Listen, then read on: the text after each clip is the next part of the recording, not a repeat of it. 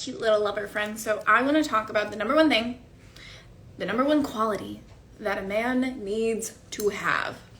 And so if you are new to my world, hey, what's up? My name is Laura Patricia Martin. Say hi in the comments if this is the first time. I love to connect with you. I love to learn about you and become our internet BFFs. Hi, Carney. And if you're an old friend, I would hope that you would say hello, Carrie, hello, Carney. And also like the name tags, like your what are they called? Usernames. Sometimes they're not your names, so I want to know your name. So just say, hey, hello, Dolly Bob Cat. So the number one quality that a relationship needs to have, that a man needs to have in a relationship, is that they have to want you. And I know that is hard, and I know that sometimes sucks, especially for those that have anxious attachment, for those that are used to chasing things. But the number one thing needs to be that. This was my biggest flaw in relationship. The chasing, the going after, the leaning in, the matching the intensity, the wondering why it was hot and heavy at first and all this passion, and then all of a sudden it was pulled away.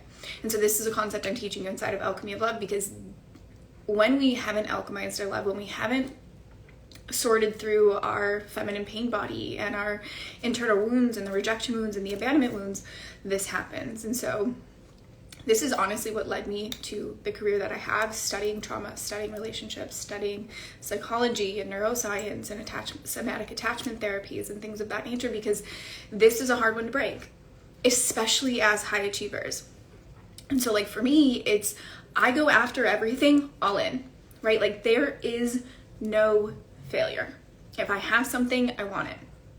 It's a very masculine tendency, and honestly comes from this space within me that wants to prove herself, that wants to feel worthy, that wants to feel like, she's doing something right. And up until about, honestly, if I'm being honest about it, a year ago, I realized this was coming from a space of lack versus abundance. And so I did a lot of the trauma work and I did a lot of the healing work within even my business growth. This is why you've seen our business shift from gut health and things like that in this 6-figure company to then transition into relationships and trauma and more alignment and more feminine flow, because the way things were growing, I'm gonna close this door so you don't hear my laundry. The way things were growing, it was from this space of something Buddhist culture calls the hungry ghost. And you might recognize this, where it's this part of you that no matter what you achieve, no matter what your body looks like, no matter the relationship that you're in, it never quite feels enough. And so you start attracting these relationships that feel like a chase, because that's somewhere in your subconscious, that's what you're used to. You're used to having to fight for what you want. And so when someone says, hey, I'm questioning this relationship, that's fine. Like that is a normal thing that I think we need to neutralize for eternity. When someone comes in and they're like, hey, hi, Amy. When they're like, I'm questioning this relationship, like that needs to be neutralized in your body. But when someone leaves and is like, this isn't alignment anymore. I do this thing, and this is what I've done in my lifetime, where it's like, I give 2 weeks, or a certain amount of time, like whatever feels good in my body. It's like, if someone leaves or if they're like, this isn't a good fit, whatever, you get this 2-week window where I'm like, are you sure? Like, I get it, go do your work, figure this out. But after that 2 weeks, it's like, goodbye. You do not have to chase a man. Their primal brain is to hunt. They want to hunt you. Like that is their primal brain. You don't have to convince your worth. You don't have to convince your value. But that part of you, that high achiever part that is so used to chasing goals and does not believe in failure, that part comes out.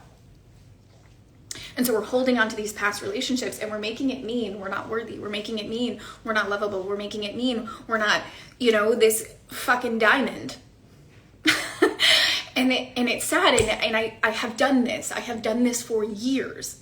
Especially because my background of domestic violence and drugs and alcohol and all these things that I kept using in order, like these things that broke me down to believe the narrative that I wasn't lovable and that I was too much and that no one would ever accept me and all these little bits. And it wasn't until this core snapped where it was like, if you're trying to force a relationship, if you are, it's not that you love them. It's not, because that's not a healthy space to be in love. It's that you somehow believe they have something that will make you lovable, which means you don't feel lovable. Does that make sense? Is that landing on your heart?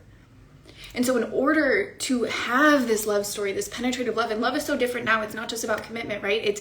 It's about this like soul journey, this expansion, this vision, this co-creation with the universe that expands all of you, both your business and your partnership. And it's more of like a spiritual and romantic experience, which is so different from what our parents have been modeled and what our parents had, because now we lead and we make money, and it's this polarization. But when we come into relationship with these wounds, we attract relationships where there's a chaser and runner. This is anxious and avoidant attachment. This is how it works. In order for the chaser and the runner, I'm sorry, that's very annoying, and that's going to distract me because I'm sensitive to sound. In order for the runner to stop running, the chaser has to stop chasing.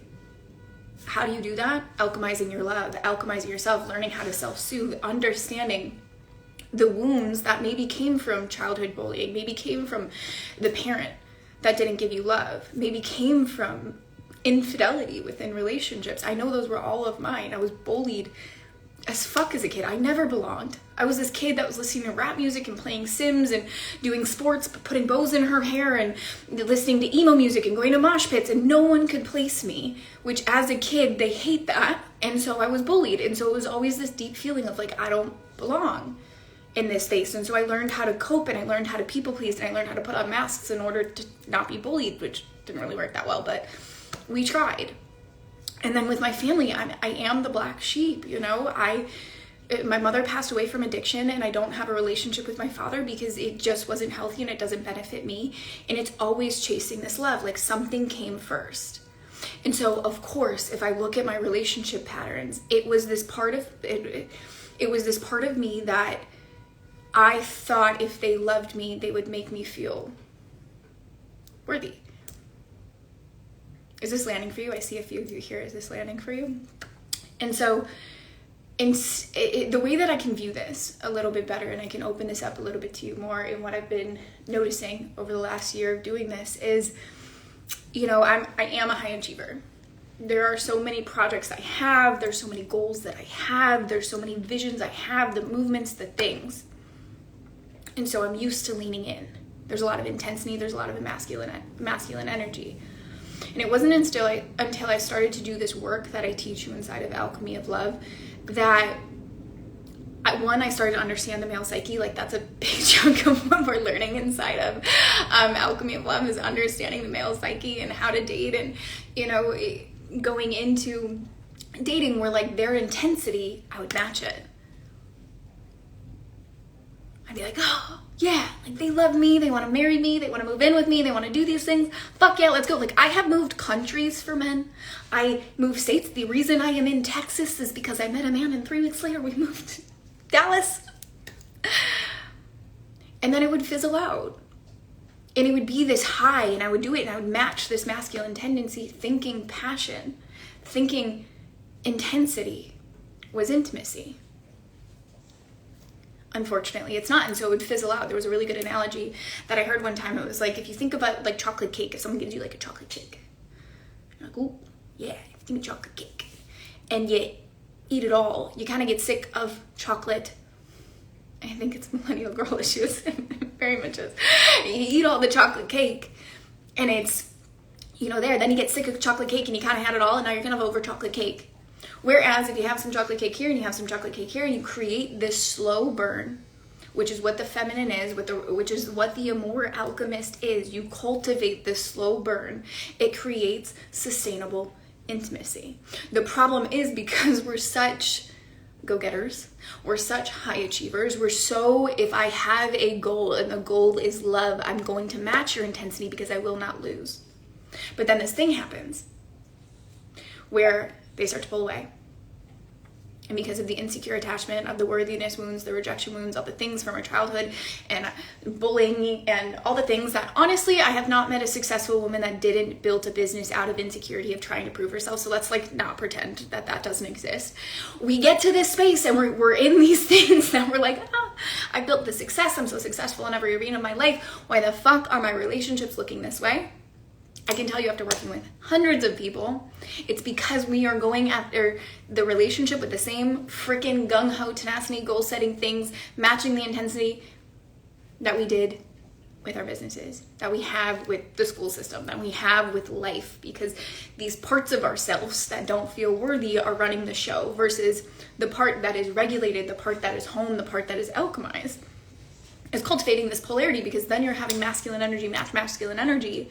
And then they're saying things like, I love you, but I'm not in love with you.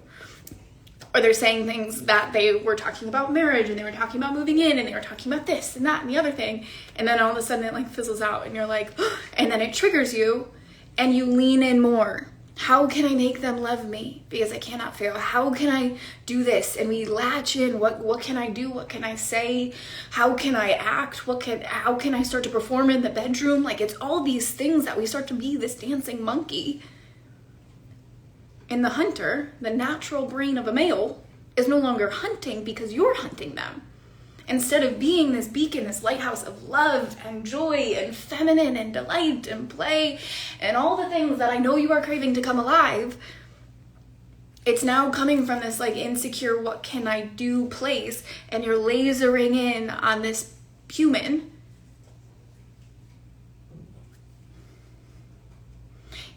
trying to prove your value. You don't have to prove your value. There was this comparison one time that I heard where it's like, you know, if you're walking down the street and you see someone throw out a diamond, are you looking at that diamond being like, what's wrong with that diamond? No. You're thinking to that person, like, what is wrong with that person? Like, why did they do that? Pick it up and put it on your finger and now you're engaged. Like, you're not thinking, what is wrong with the diamond? And so can you take that indication light for self, where it's like, yes, if we have these things going on, this is our check engine light to do the inner work. This is what a more alchemy of love is, where we're walking through becoming a more alchemist. It's the deeper work. It's not just this one part, because these parts that are coming up are far deeper than just like, oh yeah, that's what it is. I have this abandonment wound because my dad left me. I have this abandonment wound because my mom died. I have this abandonment wound because of domestic violence, and I dated Tinder King for 2 fucking years and he fucked the whole city. Like, it's like, it's not just that awareness. And I thought it was. Like, I worked in, so many of us, I work in this field. I have worked in this field for 8 fucking years. I can quote things frontwards, backwards, tell you what's going on in your body and what part of your brain that you're in and what's going on and how to regulate and all this stuff. Yes, please do, Dolly. I would love to have a chat. All this stuff, but the truth is, because I had a high achiever mind, I didn't want to actually get in my body to change the things that were going on. And it's not even that I didn't want to, I had no idea how. And so I kept studying shit. I kept listening to the podcasts and reading the books and rolling in these fucking certifications and doing these things. And I'm so happy that I did, because now I know so much. But what actually changed in my life was getting in my body and not, thinking I can outsmart it by, if I just study more, the void in my chest will happen. If I just study more and become aware of my abandonment wounds and my fatherhood wounds and my motherhood wounds and my sisterhood wounds, if I'm just aware of them because I know those words, shouldn't it be enough? No.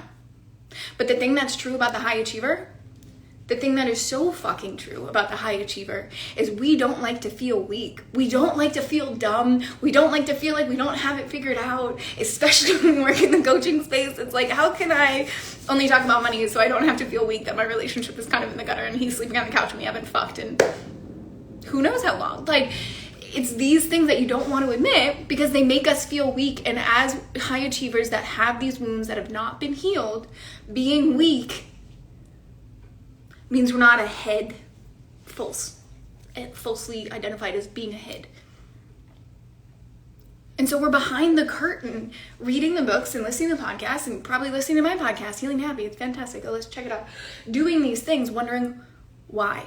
Why has nothing changed? And then there's this other part. Now you're so fucking aware that you're even more of a dick to yourself. This is the part of a high achiever mind that me and my friend Steph are bringing to the podcast and talking more about, the dark side of the entrepreneurial brain. We need to talk about it more. Like, that we are, this is why we're so high achieving, because we're not the nicest people to ourselves. And we have these fears and we have these wounds, and that part is playing out in our relationships. It's so true. It's this insecurity. It's these things where we're actually dating people that aren't to our standard because it makes us feel more powerful. And then it gets to a certain stage where it's like, oh, well, they rejected me or it didn't work out and whatever because it wasn't actually what I wanted. Because that part is so fucking vulnerable because it's so personal. I know this hits after doing this for 2-3 years now in this space. This is one of the biggest ones, because sitting here and saying, hey, my ship is sinking, and trying to plug the holes by yourself, because letting people in, this is why I created Arrival. This is why I created Alchemy of Love. This is why the mastermind that's coming is happening, because there's this space. Because I felt this. I remember when I was building my first business and it was starting to take off and all these things, and I'm in these masterminds and I'm in these spaces. And I had so many insecurities and so much trauma that these relationships coming in and they'd knock the wind out of me, to the point that I just stopped dating because it made me feel so weak. And my bruised heart I was like, I don't know. And I would choose the nice guys that I feel so bad. And I would like break their hearts. Because if I break your heart, you can't break mine. There's so many things that we do when we're chasing love, not realizing these things are all protection. And it's coming at our relationships with the same tenacity that we're going after business and life. And this is why they're so fucking connected. I can almost bet your relationship and your business are kind of having the same relationship. And it might be even like, oh, but I'm doing well in business. I see this.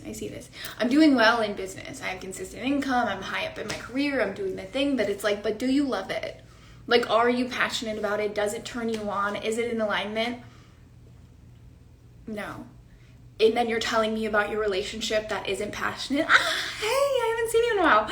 And your relationship isn't passionate, or you don't feel seen, or the bedroom life just isn't where you want it. Like, it's not turning you on. Like, yes, you may be successful, but is it? And it's not that our purpose has to be our thing, but the thing that makes us money. But there's this alignment and there's these things. Anyways, I'm going on a tangent. This is the quality of this. Is supposed to stay on topic for the quality. That a man needs to have. Bring it all full circle here. Can you tell I'm a self-projector? This is why our programs are pre-recorded. But this is a big thing. It's a big thing, and it all does actually come together. Because as a high achiever, our minds are so brilliant and special and so like pristine, and I just want to lick your brain. It's so beautiful. Like, it's fantastic. It is not too much. It is not the stories that have happened to you and the things that have happened to you. It has built you and you've done these things, and there's nothing that needs to be fixed. I want that to land. There's absolutely nothing that needs to be fixed. Nothing. There are parts of you that need to be remembered. Before you were told you don't belong, before you were told that you were too bold, before you were told and had these rejection wounds and these abandonment wounds and the shit that isn't yours. But you built this new identity that is strong and independent and doing these things and bold. The cool girl. But the cool girl underneath, you know it, you've done it. Because we have these goals and these dreams and we're afraid of failure. I mean, we have these abandonment things, and I'm a double Libra with an Aquarius moon. It's fine. Definitely in the right career. We have these dreams and these goals. When someone walks away and says, hey, I'm not interested, how would you like to respond? In your body? before I tell you, like, how would you like to respond? Right? I remember when my therapist asked me this. It had me pause. And I just wanted to be regulated. You know, I had been through relationships where I waited years for Tinder King. From a man that, you know, and that's the thing of having a dark mind, is you can also understand dark minds, and you can give compassion to what they're going through, and you can make excuses for what they're going through, and you can understand where they're coming from. But just because you can understand where they're coming from doesn't mean it's expansive for you or in alignment for you. You can love from a distance. It doesn't mean it needs to be in your life. And that is what the Immoral Alchemist is. It's you see everything in love. You're a beacon of love. But you do not chase love. And like I said, it's not to say that we don't give people time. Like I said, if I go through ruptures or conflict in relationship, I give them a window of like 2 weeks. Right? Go figure it out. Are you sure? I know I have more tools and more resources. It's my world. And mostly I don't date people that are in my world. So it's like, go and do. Like, do what you have to do. And yes, there's that longing. And yes, there's the things. But yes, I have tools. This happens. But then it gets to the point that you feel so confident in who you are that you're like, okay, go. Because you don't have to fucking prove your value to anyone. And the more time you're doing that because you think it's a pitch deck for some fucking client, you know, there's that feeling inside of you that isn't in alignment, and you're feeling like you can't even focus on work. Like your prefrontal cortex is just offline. And your worth, and it's hard to show up online, and it's hard to do the things that you are here on this planet to do because you're putting your worth into this person instead of questioning why the fuck did that person just throw a diamond in the garbage.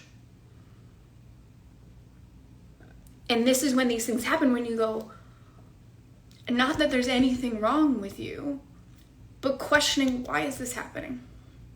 What can I do with what's within my control so that I can cultivate this home within my space? So that when I meet that person, they're like, this is my home forever. How can I understand how to pace myself? How can I understand how to let go of the past? How can I understand how to cultivate safety in the present moment so I can build resiliency for the future? That's the Immoral Alchemist way. That's alchemy of love.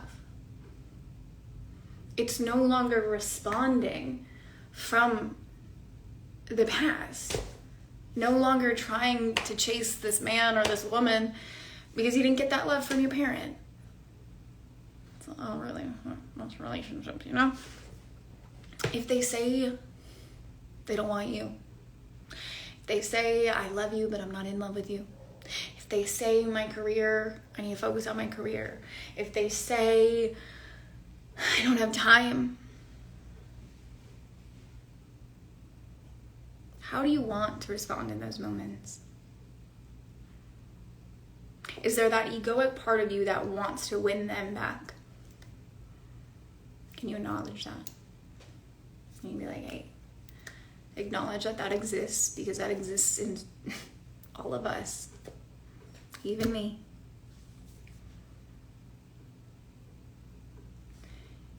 And then is there this space that just wants to say, cool, I hope you find what you're looking for. And mean it. You know, because when we can get to that space, this space of, you know, the phrase that I always use in my head, if someone ever leaves a relationship with me, one, I know I'm either the one or I'm the one that got away. I've done enough work on myself. I've done enough of being who the fuck I am, and it feels really good that I know I'm rare and valuable, which is what a concept I teach you inside of Alchemy of Love. I know that. And so when something like this happens, the girl inside of me, the girl that was 22 and getting her ass beat and getting cheated on and getting manipulated and almost died, that version of me, she still has a little bit of a temper tantrum. right? This thing, this part that's like, how can I, whatever. And I let that breathe for a second. But then this other part comes in where it's like, what a gift that that person just set me free to find the love of my life that I want. That is in alignment. That is my best friend. That is my soul. That is my like match. And it's this person, right? And to have that type of mindset where it's like, you know, it doesn't mean anything is wrong. It just means it wasn't for you. And maybe they don't say the words like that, but to have that word in your memory spank bank, where it's like, you know, I even said this with my last partner, where I was like, I know you don't have the right words, because hardly ever do. You know, I know you don't. But the way that I'm interpreting this is that you can't love me in the way that I want to be loved, and therefore you're setting me free to find the person that will. And he was like, wow, that is what I'm doing. I just couldn't find the words to say that eloquently. And so embody that part. And I know when we have insecure attachments and we have these parts, it's like a foreign language. Because you feel like an imposter. I'm gonna open my soda water right now. A little parched. And I know it feels like a foreign language. But when you learn the language of the Aurora Alchemist, this is truly how it is in your body. I literally voice noted one of my friends this morning just being like, I'm so proud of us! And she's a girl that went through Sacred Singlehood as well. Which, if you've gone through Sacred Singlehood, Alchemy of Love is like the Harvard of this one. It's the up love of it. But she went through it, and it was just this moment of like, I'm so proud of us. Because we both used to be chasers, and we both used to do these things, and she met me in the pits of that drug addict era of my life and domestic violence and what have you, and to then move to this space where it's like, okay, you can grow your business in a way that feels like love, and you can go after love in a way that feels like love. Like, you get to have everything you want in life. You really do. It's just understanding the core wounds underneath, so that are preventing you from feeling it. Like, if you can feel right now, let's do some heart coherence. If you can feel your heartbeat right now, if you can just breathe into your heart, as if your breath is coming from your heart.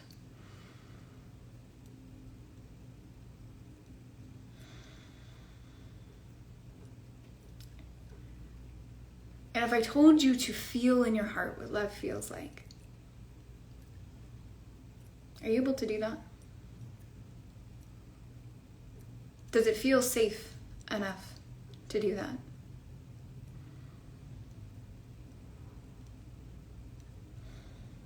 Because when you can get home in here, and the thing is, our heart it's a memory. It's just full of memories from things you might not even consciously remember.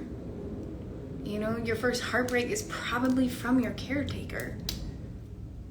But then there's so many other compounded on top of that, from friendships, from school, from life, from siblings, from like all these things here that have been driving you and blocking you. And so when we're stuck in these relational patterns of chasing the unavailable, or trying to prove our worth, or trying to do these things, it's because this part is blocked. And it's not about pathologically putting yourself in a box and claiming the anxious attachment and claiming the trauma and claiming these things. Like, I honestly think that COVID model needs to be squashed. I'm over it. It's about doing something. That's why my work is, I've never seen anyone do it in the way that I do it.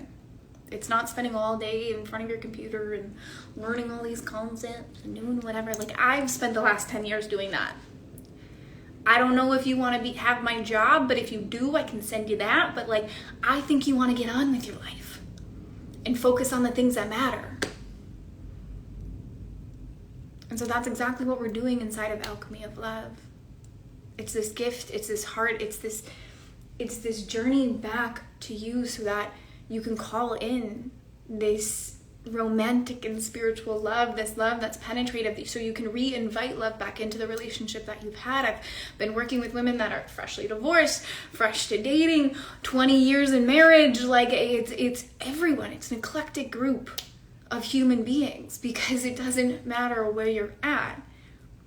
It matters where you want to go next. How much love do you want to be able to hold? What do you want to feel in your body? How do you want to go about your day-to-day living? The joy, the delight, the things, or you want to struggle and go through it and feel these conflicting emotions within. Like, this is the work. And it's not even the work. It's just alchemizing. That's all it is. It's going into the subconscious. It's using the subconscious programming and the neuroscience and the psychology and the somatics, and we're getting into the body so that you can feel home. So you can be the beacon and light of light instead of the laser pointer.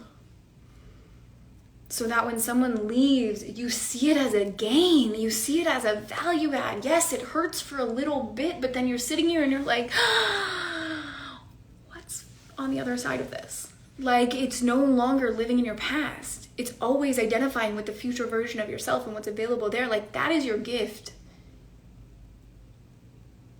That is, you can free yourself from so much pain. And the thing is, I know you have a bruised heart with these things, and I know you know this. But the thing also underneath that is, I know you also have deep resilience. That's what brings you to the pages like this. Like, I don't believe in chance at all. The reason you're here is for a freaking reason. There's an algorithm that points things in your direction, and that's how I believe in magic, and that's how I see everything here. Like, there is a certain reason why you landed here. What is that reason for you? Is it to jump into Alchemy of Love? Is it to jump into Arrival? Is it to jump into one-on-one? Like, where can this be your invitation into the version of you that you're becoming? Who could you be in 4 weeks? Like, if you would have told me in 4 weeks, this is where I would be, because I've been implementing all of the things from Alchemy of Love. I went through this heartbreak that changed my entire life and doubled my business, deepened my friendships, got me into this like new caliber of health that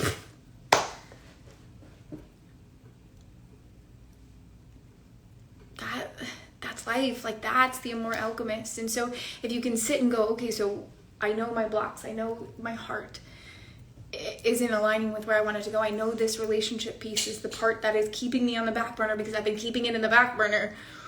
What's your next move? What are you inviting yourself to? What table are you sitting at? What room are you getting in? What conversation are you starting?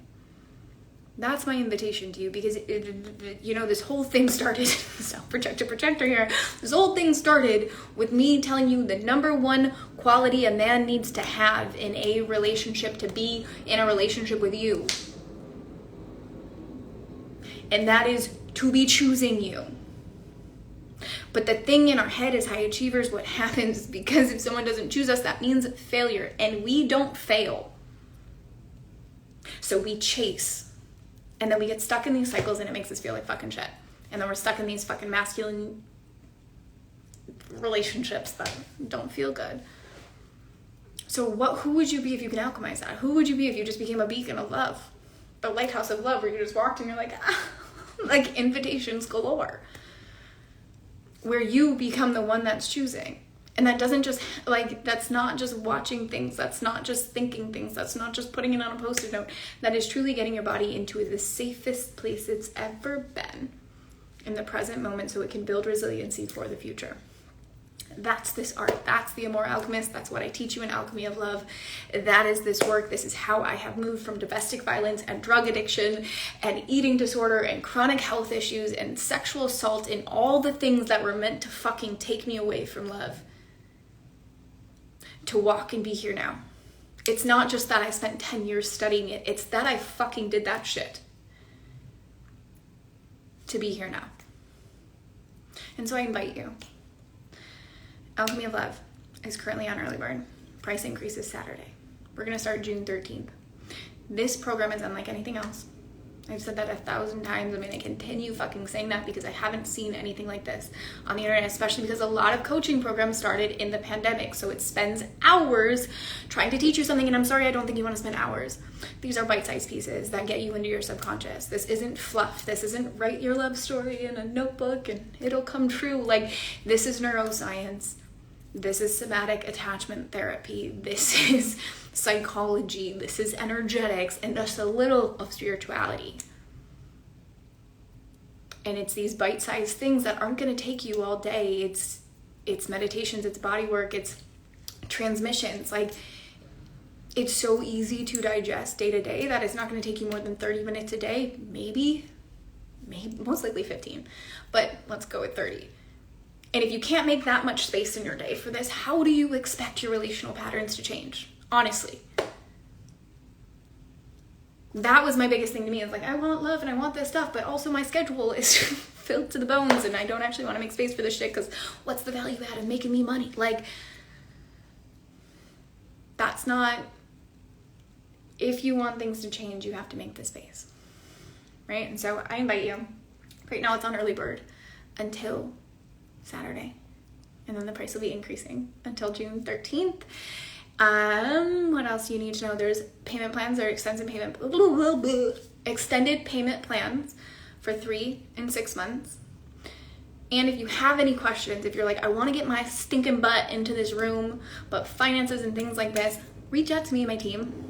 We are here. Like, we want you to be in your prefrontal cortex when you go through our programs. We don't need you to be scared about things. We're here to work things out that benefit you and benefit us. So just reach out, have the conversation. If you're just curious about Alchemy of Love, just reach out. Y'all know I don't chase. Like, I don't do discovery calls, but I do voice notes. So if you have questions and you're like, tell me more, I'm interested, I have this reservation, I have this fear, like, I got your freaking back. Like, and if it's a no, I fucking love that for you. Like, and if it's a yes, fuck yeah, we'll celebrate and we'll have squealy little voice notes back and forth to each other. So this is going to be the journey of a lifetime. This, who you're going to be in 4 weeks is a gift to you and the people around you. So I'm excited for that. So I love you. Share this. Let me know what lands for you. I'll talk to you in our little voice notes back and forth. And then if, you're listening to this and you're like, this isn't for me, but this is for Sally Joe, like, send it to her. Like, do that thing where we pass it along and we bring our friends in and we have these conversations, because imagine the friendships we would have if everyone was a walking beacon of love. Holy freaking heck, right? Okay, I'm gonna stop rambling. I love you. This was only about 5 minutes. I think this has been an hour.